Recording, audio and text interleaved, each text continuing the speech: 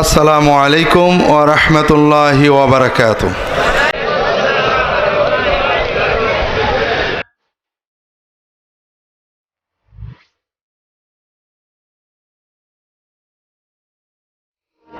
নারী নেতৃত্ব থেকে বেরোনোর উপায় কি? নারী নেতৃত্ব থেকে বেরোনোর উপায় বউ তালাক দিতে হবে। নারী নেতৃত্ব নেই কে? বউর কথা শোনেন না এমন লোক কে আছে? আছে কেউ? আর যদি বলেন রাষ্ট্রের নারী নেতৃত্ব, বড় মুশকিলের কথা। এই রাষ্ট্র চলে অধিকাংশ মানুষের পরামর্শে মতে, ঠিক না? আমাদের সমাজে নামাজ পড়ে শতকরা কতজন? 10। আমি 10 ধরলাম, বেশি ধরলাম। এই 10 জন যারা নামাজ পড়ে তারা ইসলাম মানে কতজন? নামাজও পড়ে, সুদ খায়, ঘুষ খায়, দাড়ি রাখে না, ধূমপান করে, বউ পর্দা করে না, সিনেমা দেখে, আছে না নেই? নামাজ পড়ে। আবার যদি একটু জোর দিয়ে বলা যায় তোমার বউর পর্দা করে, খেপে যায়, হুজুরা মৌলবাদী। নামাজ পড়ে, আবার সুদের বিরুদ্ধে 5 দিন ওয়াজ করলে বলে কমিটিকে এই লোককে তাড়াও, আছে না নেই? তাহলে পিওর ইসলাম মানে এরকম মুসলমান বাংলাদেশে শতকরা কয়জন? একজন হয় কিনা সন্দেহ। এখন 99 জনে চাই নারী নেতৃত্ব, আর একজনে চাই না। হবে কাড্ডা। পাল্টানোর উপায় কি? উপায় হলো আপনি 1 থেকে 30-এ চলে যান। অর্থাৎ আপনি মানুষদেরকে হাতে ধরে পায়ে ধরে মসজিদে আনেন, নামাজ পড়ান, দিন শিখান, কোরআন মানান। যখন অধিকাংশ মানুষ মুত্তাকি হয়ে যাবে তখন আপনি যেটা চান, মুত্তাকিরা যেটা চাই সেটাই হবে। আর এইটা না করে যত চিল্লাবেন, ঝগড়া করবেন, গালাগালি দেবেন, খুশি খুশি লাগবে, কিন্তু কাম কিছু হবে না, আর আল্লাহ খুশি হবে না। আমরা ওয়াজ করে জানি তো। আপনারা ওয়াজ শুনতে আসেন কি জন্য? খুব ভালো কথা, শক্ত কথা একেবারে সুলিয়ে দেশে। কার? আপনাদের প্রত্যেকের মনের ভিতরে কিছু ব্যথা আছে।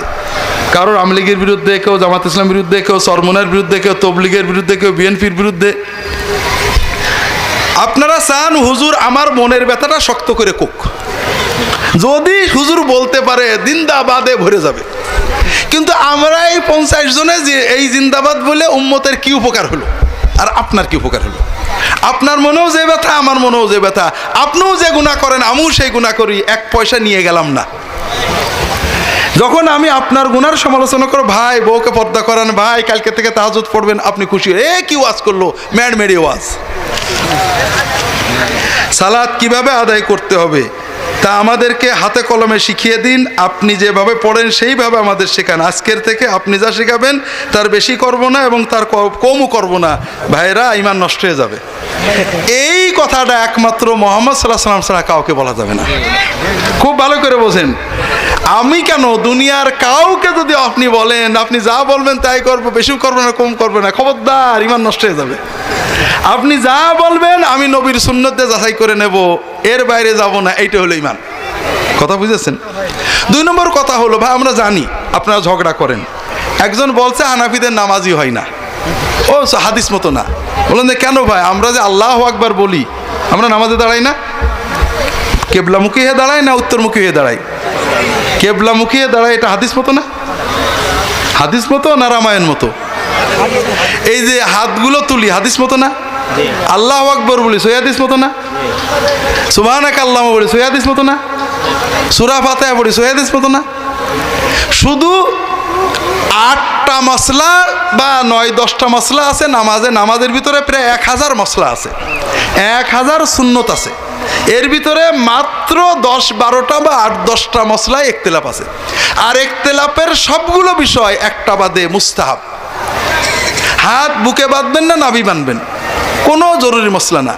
রফাদাইন করবেন 1 বার না 3 বার না 4 বার, মুস্তাহাব মশলা, কেউ ফরজ ওয়াজিব বলিনি। এরপরে মনে করেন সেজদায় যাওয়ার সময় আগে হাত দেবেন না আগে কান দেবেন না আগে মাথা দেবেন, এটা মুস্তাহাব মশলা, কোনো ফরজ ওয়াজিব মশলা না। তো এই রকম শুধু সূরা ফাতিহা পড়া এটা ফরজ ওয়াজিব মাসালা, এবং এতেও উভয় পক্ষের হাদিস আছে। তো এই 8-10টা মশলার জন্য আপনারা শুধু ঝগড়া মারামারি করে শেষ করে দেবেন, এটা ঠিক না। তবে আমি কি করে নামাজ পড়ি এটার জন্য ভালো পরামর্শ হলো আমার রাহে বেলায়েত বইটা একটা নামাজের অধ্যায় আছে, এটা পড়বেন। আমি যেটা বুঝি ভাই, আমার গুনাহগারের কথা যদি শোনেন, আমি যেটা বুঝি সেটা হলো নামাজটা হৃদয় দিয়ে, অর্থ বুঝে, আল্লাহর কাছে চোখের আবেগ দিয়ে, মনের আবেগ দিয়ে পড়াটা হলো আসল কাজ। আপনি নামাজের দোয়াগুলোর অর্থ বোঝেন, সেজদায় আল্লাহর কাছে কাঁদেন, দোয়া করেন, আল্লাহর দিকে মনটাকে রুজু করে সুন্নত কেরাত, সুন্নত দোয়া দিয়ে নামাজ পড়েন, এটা যদি অর্জন করতে পারেন এটা আপনার কাজে লাগবে। বাকি যে 8-10টা মুস্তাহাব বিষয় নিয়ে আমাদের ইখতিলাফ আছে, যেমন মনে করেন প্রথম ইখতিলাফ হলো নাভিতে বাঁধবেন না হাঁটুতে রাখবেন না কাঁধে গলায় ঝুলবেন, এটা নিয়ে ইখতিলাফ, তাই না?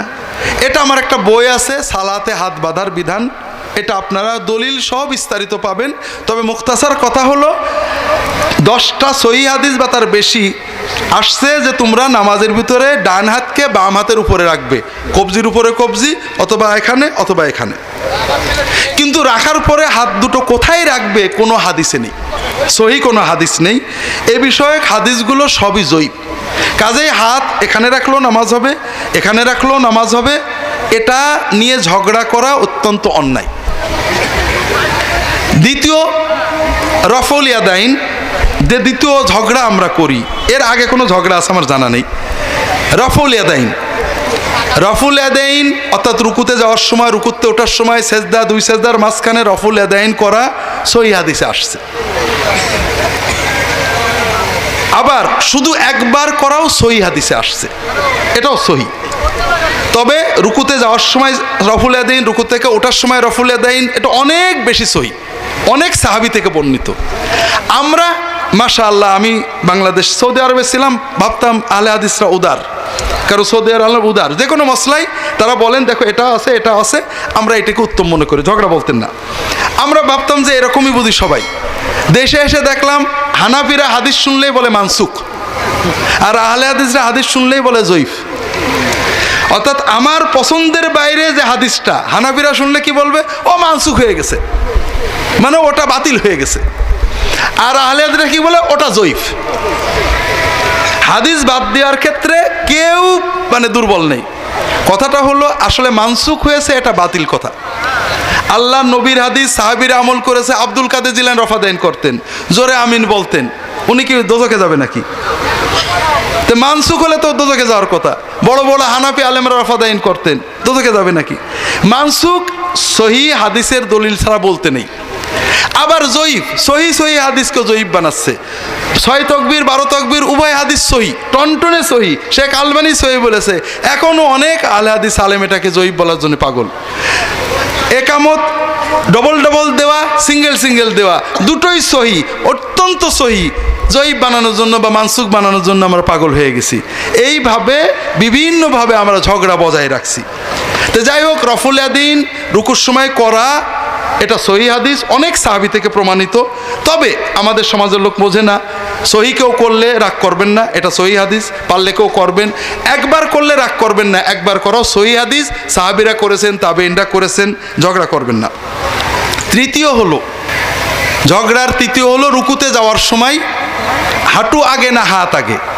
সৌদি আলেমরা হাঁটু আগের পক্ষে, তারা অনেক দলিল দেন। আহলে হাদিসরা হাত আগের পক্ষে, হানাফিরাও হাঁটু আগের পক্ষে। সব দলিল আদিল্লা পড়ে আমাদের সৌদি আরবে একজন উস্তাদ ছিলেন, মন্ত্রীও ছিলেন, তিনি বলেন যে তোমরা মাথা আগে দিও। এটা কোনো ঝগড়া হলো নাকি? বাকি ঝগড়া আমার রাহে বেলায়েতে পাবেন, আর লম্বা বলবো না। আমরা জানি নারী নেতৃত্ব হারাম, কিন্তু জামাত ইসলামী নারীর সাথে হাত মেলালো, এটা কি করে বৈধ হলো? চরমোনায় নারী নেতৃত্ব মানে না? প্রধানমন্ত্রীর ছবি ছিঁড়েন তো দেখি। নারী নেতৃত্ব মানে আমাদের প্রধানমন্ত্রী নারীরা পুরুষ। চরমোনায় যারা চাকরি করে সরকারি, প্রধানমন্ত্রীর ছবি আছে না? নারী নেতৃত্ব মানে না? চরমোনার হুফিজ সাহেব বলুক তো দেখি যে আমি প্রধানমন্ত্রী মানি না, রাষ্ট্রদ্রোহী তো হবে না? বিষয়টা হলো, আমাকে একজন বলছে তবলিগ আওয়ামী লীগদের সাথে মেশে, বলা যায় তাহলে জামাত বিএনপির সাথে মেশে। এই যে একজন আর একজনের দল গালা, এই কালকে একজন বলছে ছাত্রলীগ, আওয়ামী লীগ, যুবলীগ, তবলিগ সব আওয়ামী লীগ। তাহলে কেন? বলে আওয়ামী লীগের সাথে মেশে। বলে কি মুশকিল, তোমরা তো বিএনপির সাথে মেশো, তোমরা বিএনপি। তো কথা হলো মিশা ভিন্ন জিনিস। তারা একটা যুক্তিতে এরকম, তাদের ইমানটা বড় কথা। নারী নেতৃত্ব বলতে জামাত ইসলামের আমিন নারী না, তারা বিএনপির সাথে মেশে। তারা একটা যুক্তি দিতে পারে, আওয়ামী লীগের সাথে একজন মেশে, বিএনপির সাথে একজন মেশে, মিশলেই সে তাদের সব মেনেছে, এটা বলা ঠিক না। আর মূল যে নারী নেতৃত্ব সেটা আসলে দলের সভাপতি না, আমাদের রাষ্ট্রের প্রধানমন্ত্রী নারী, এবং এটা আমরা সবাই মেনে নিছি। এই নেতৃত্বরা কবল থেকে আমরা কেউ মুক্ত না। মাদুলি গলায় দেওয়া জায়েজ কিনা, কোনো আলেম মাদুলি দিয়ে টাকা নিতে পারবে কিনা? মাদুলিকে হাদিসে শিরিক বলা হয়েছে বারবারই। কোন আলেম অনেক শর্ত সাপেক্ষ জায়েজ বলেছেন। ঝাড়ফুঁক দিয়ে টাকা নেওয়া জায়েজ, মাদুলিটা আসলে ঠিক না, এটা বর্জন করা উচিত। বাকি বিস্তারিত দলিল আলিদা সহ আমার রাহে বেলায়েতের 6ষ্ঠ অধ্যায়ে এই তাবিজ এবং ঝাড়ফুঁক বিষয়ে আলাদা চ্যাপ্টার আছে, আর আকিদা বইয়েও বিস্তারিত আছে। সুন্নাত খাতনা করা বৈধ কিনা? সর্বনাশ। সুন্নত খাতনা করা বৈধ মানে আপনি তো সুন্নত বললেন, আপনার প্রশ্ন হয়নি। সুন্নত খাতনা উপলক্ষে অনুষ্ঠান করা, হ্যাঁ, সুন্নত খাতনা উপলক্ষে অনুষ্ঠান করা এটা সুন্নত না, এটা অনুচিত। ইসলামী রাষ্ট্রের মূল ভিত্তি কি? ইসলামী রাষ্ট্রের মূল ভিত্তি হলো সেই রাষ্ট্রের অন্তত 60-70% মুসলমান ফজরের নামাজ জামাতে পড়ে। জুতা পরিহিত অবস্থায় জানাজার নামাজ পড়া যাবে কিনা? জানাজার নামাজ না, ফরজ নামাজও জুতো পড়া অবস্থায় পড়া যাবে। বড় অদ্ভুত, আমরা দিনটাকে গুলিয়ে ফেলেছি। জুতো পরা অবস্থায় ফরজ নামাজও পড়া যাবে। পুলিশ, আর্মি, আপনি রাস্তায় আছেন, নামাজে অজু আছে, জুতো পরে দাঁড়িয়ে যাবেন, কোনো সমস্যা নেই। জুতো পরা অবস্থায় রাসূলুল্লাহ নামাজ পড়েছেন, নামাজ পড়তে বলেছেন। আর জানাজার নামাজে তো রুকু সেজদা নেই। যতর তলা নাপাকি না থাকে, জুতো পরে জানাজা অবশ্যই পড়া যাবে। শুধু তাই নাই, জুতোর নিচেই নাপাকি যদি থাকে, আপনি পাক মাটিতে ঘষলে জুতো পাক। জুতো পাক করতে ধোয়া লাগে না, পাক মাটিতে ঘষলেই হয়। পিতা, শ্বশুর কিংবা বড়দের পায়ে হাত দিয়ে সালাম করা যাবে কিনা? পায়ে হাত দিয়ে সালাম করা অত্যন্ত নোংরা কাজ। রাসূলুল্লাহ সাল্লাল্লাহু আলাইহি ওয়াসাল্লামের কোনো সাহাবী, মশহুর সাহাবী আবু বকর, ওমর, ওসমান, আলী কখনো কদমবুসি করেননি। ফাতেমা, আয়েশা কখনো কদমবুসি করেননি। দুই একটা ঘটনায় নতুন মুসলমান হতে এসে কেউ পা জড়িয়ে ধরেছেন, পায়ে চুমু খেয়েছেন, ইসলাম গ্রহণের পরে আর খাননি। কেউ যদি না বুঝে আবেগে পা জড়ায় ধরে, এটা জায়েজ, কিন্তু এই পায়ে চুমু খাওয়াকে দিন মনে করা এটা বিদআত। সাহাবীদের যুগে একটা সাহাবী নবীজির দরবারে 1000 বার এসেছেন, কখনো কদমবুসি করেননি। তারা সালাম দিয়েছেন, মুসাফা করেছেন, বসে পড়েছেন। বাকি বিস্তারিত দলিল আদিল্লা ইহয়া ও সুনান বইয়ে কদমবুসির একটা চ্যাপ্টার আছে। পীর মুরিদি জায়েজ কিনা জানাবেন। সাহাবীদের ভিতরে সেই সময় এটি ছিল কিনা? এদেশে অনেক ভণ্ড পীর আছে, এদের থেকে বাঁচার উপায় কি? এটা সব জায়গায় প্রশ্ন করেন আপনারা। আমার যদি ইন্টারনেটে এই বিষয়ে অনেকগুলো উত্তর আছে, দেখতে পারেন। বিষয় হলো, পীর মুরিদি দিনের একটা নেক আমলের কাজ করে, বাকি অনেক অনেক অনেক অনেক অনেক ক্ষতি তৈরি করে। পীর মুরিদি বলে কোনো জিনিস কোরআন হাদিসে নেই। পীর শব্দ ফার্সি, এর আরবি হলো শায়েখ, আর মুরিদ আরবি। মুরিদ শব্দের মানে হলো ইচ্ছুক, প্রেমিক, যে চায়। আপনারা কি চান? কাকে চান? তাহলে আপনি কার মুরিদ? আল্লাহ। আপনার মুরাদ মানে আপনার অভিষ্ট লক্ষ্য কে? আল্লাহ। তাহলে প্রত্যেকটা মুমিন তার মুরাদকে, সে কার মুরিদ? আল্লাহ। আমি আল্লাহকে চাই, আল্লাহ আমার মুরাদ। মুরিদ মানে চাওয়া। এটাও হাদিস কোরআনের শব্দ না, আর পীর তো নাই। এমনকি শায়েখ আরবি শব্দ, কোরআন হাদিসের শব্দ না। বিষয়টা হলো, কোরআন এবং হাদিসে আমাদেরকে একটা নেক আমলের কথা বলেছে, সেটা হলো নেককার মানুষদের সহবতে থাকা। আপনি কোরআন হাদিস মেনে, দিন ফেকা উসুল মেনে পালন করবেন, এটাই সব। তবে দিনে ভিতরে ইমান তাকওয়া বৃদ্ধির জন্য একজন নেকামল 5 জন নেককার মানুষের কাছে যে বসলে কথা শুনলে ঈমান তাজা হয়। কথা কি বুঝতে পেরেছেন? নেককার মানুষদের সহবতে যাওয়ার যে কাজটা, এটা সাহাবী তাবেঈনদের যুগে কেমন ছিল? কখনোই একজন পীর ধরতেন না তারা, অর্থাৎ একজনের সাহেব হতেন না। তারা ভালো ভালো আলেম তাবেঈনরা সাহাবীদের তাবেঈনরা তাবেঈনদের যাইতেন, বসতেন, ওয়াজ শুনতেন, চোখের পানি ফেলতেন, কখনো একজনের কাছে যাইতেন না। কথা বুঝেছেন? 2 নম্বর হলো তারা কখনো বায়াত হতেন না। বায়াত শুধু রাষ্ট্রের ছিল। নবীজি বায়াত নিতেন নবী এবং রাষ্ট্রপ্রধান হিসেবে।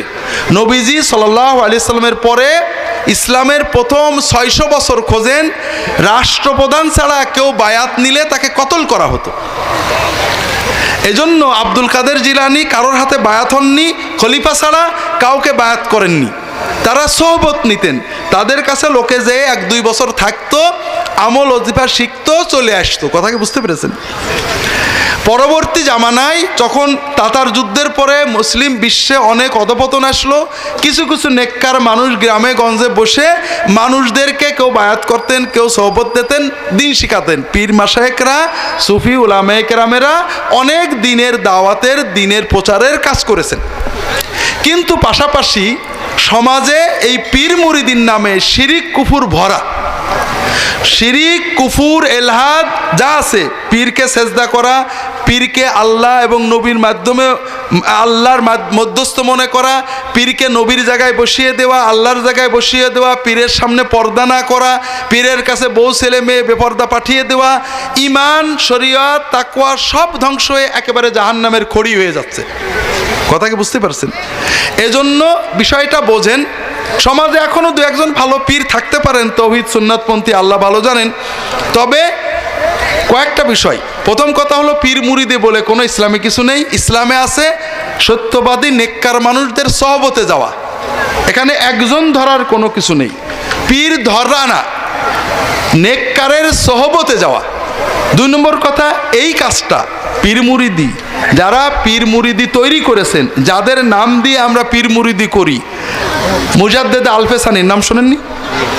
আমরা সবাই তো মুজাদ্দেদিয়া তরিকার নাম বলি। মুজাদ্দেদ আলফেসানি, সৈয়দ আহমদ বিরোধী, শাহ উলিউল্লাহ মুহাদ্দিস আশরাফ আলী থানভী, রশিদ আহমদ গাঙ্গুহি, ফুরফুরার পীর আবু বকর সিদ্দিকী, কারামত আলী জৌনপুরি, রাহিমাহুমুল্লাহ তাআলা আজমাইন এবং অন্যান্য যত পীর মুরিদি যারা করিয়েছেন, তারা বারবার লিখেছেন, পীরের মুরিদ হওয়া ফরজ ওয়াজিব কোনো জরুরি কাজ না।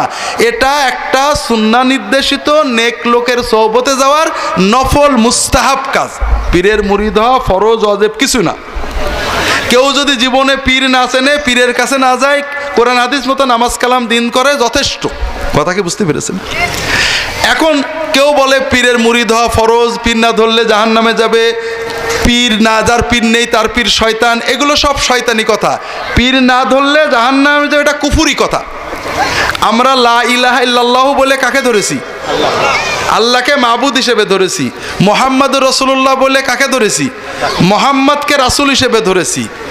এরপরে কালেমাতে বলি নাকি লা ইলাহা ইল্লাল্লাহ মুহাম্মাদুর রাসূলুল্লাহ, আব্দুল কাদের জিলানী ওয়ালিউল্লাহ, খাওসা মঈনুদ্দিন চিশতি খাজাউল্লাহ, আবু বকর সিদ্দিকী ফুরফুরাউল্লাহ, আছে নাকি?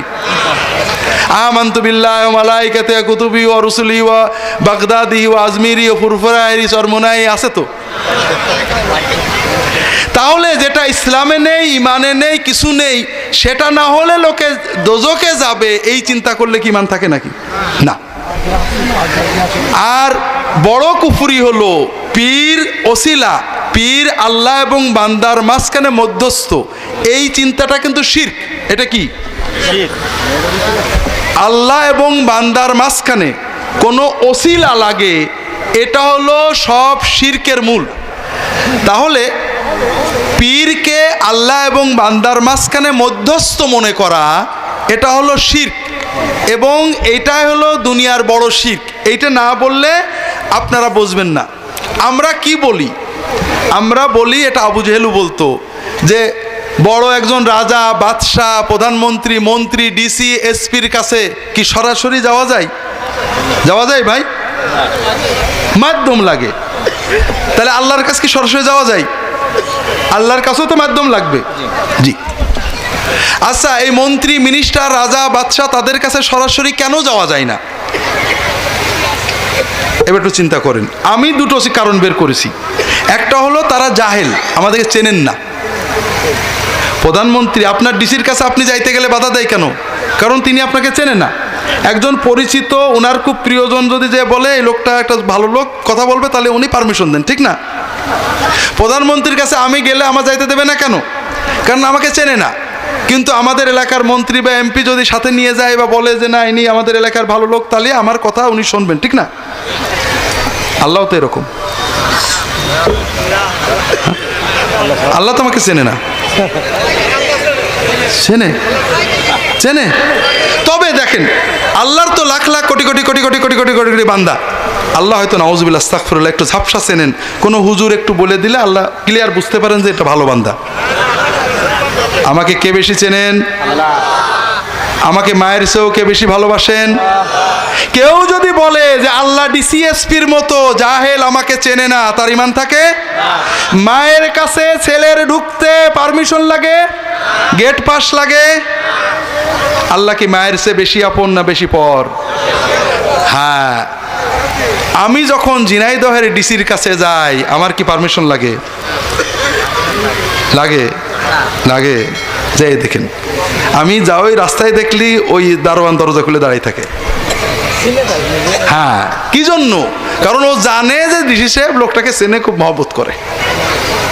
তাহলে পারমিশন লাগে কি জন্য? যখন একটা ডিসি সাহেবের খুব পসা একজন বাবুর্চি আছে, ও যখন যায় পিএস এর পারমিশন নিতে হয় নাকি? আমি নাই বুঝলাম, আমার খুব মহব্বত করে, ও তো পসা বাবুর্চি, ও যখন যাওয়ার পারমিশন লাগে, কারণ ডিসি ওর চেনে। তাহলে এই যে কথাটা আমরা বলি, এটা ঈমান। যখনই আপনি আল্লাহকে জালেম রাজা বাদশার সাথে তুলনা করবেন, ঈমান চলে যাবে। দ্বিতীয়ত, আমরা এমপি মিনিস্টার মন্ত্রীর কাছে যাই মাধ্যম নিয়ে, কি জন্য? আরেকটা কারণে, কারণ মানুষ জালেম, চিনলেও অনেক সময় পার্সিয়ালিটি করে না?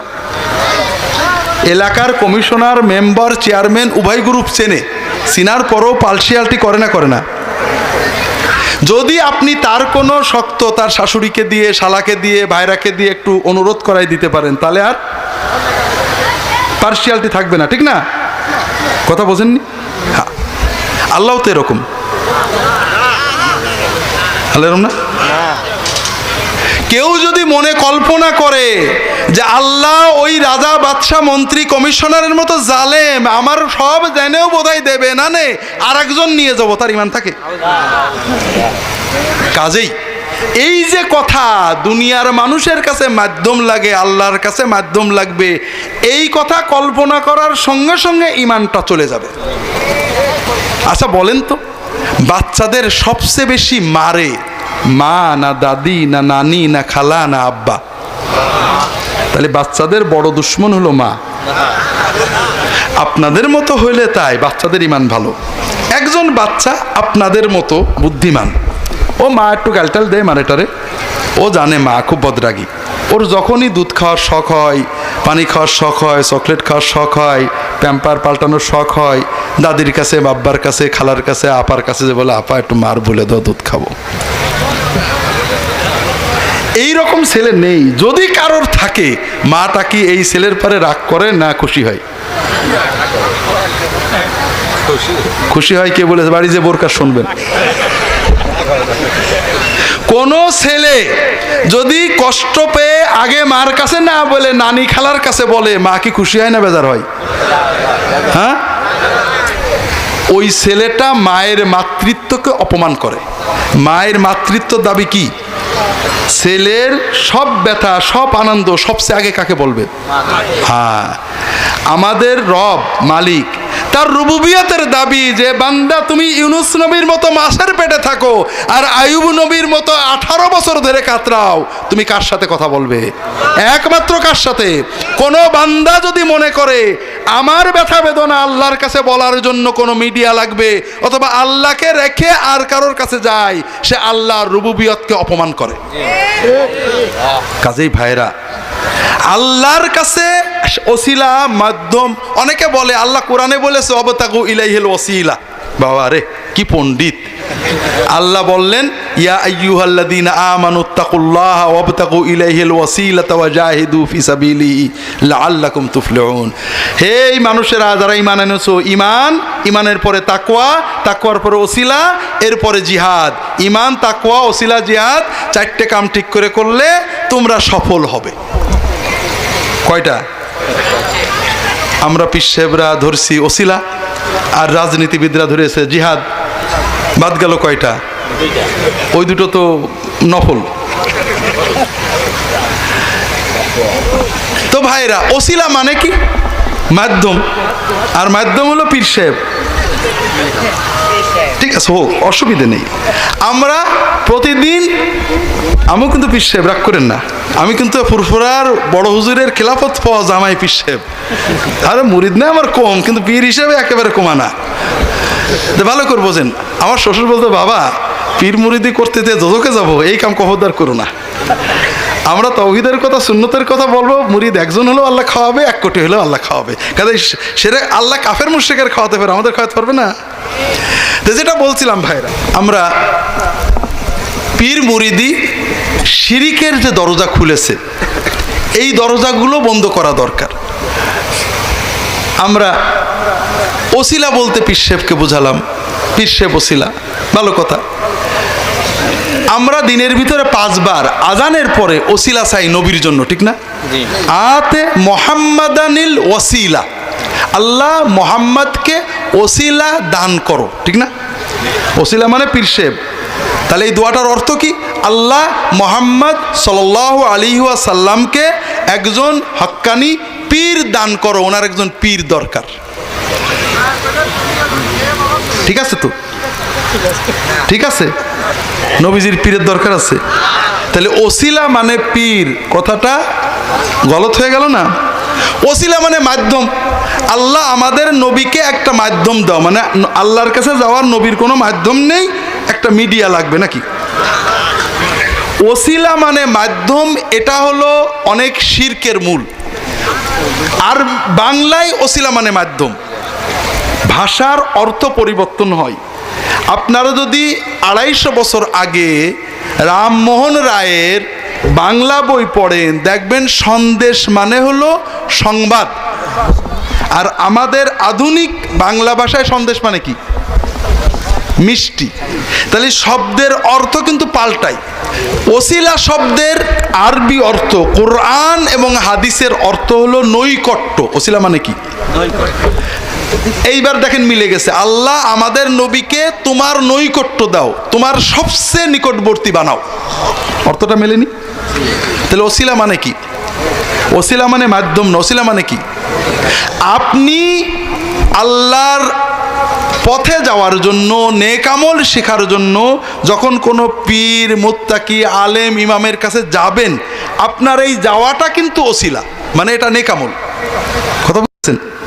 কিন্তু কোনো ব্যক্তি আপনার মাধ্যম হতে পারে, এই চিন্তা করলেই ঈমান চলে যাবে। কথা বোঝেননি? মাধ্যম লাগে শেখার জন্য। কথা বোঝেননি? আমরা অবশ্যই আলেমদের কাছে যাব, পীর মাশায়েখের কাছে যাব, হুজুরদের কাছে যাব শিখতে। কিন্তু চাওয়া পাওয়া, আল্লাহ এবং বান্দার মাঝখানে দোয়া ইবাদতের জন্য কোনো মিডিয়া লাগে, এরকম চিন্তা করলেই ঈমান চলে যাবে।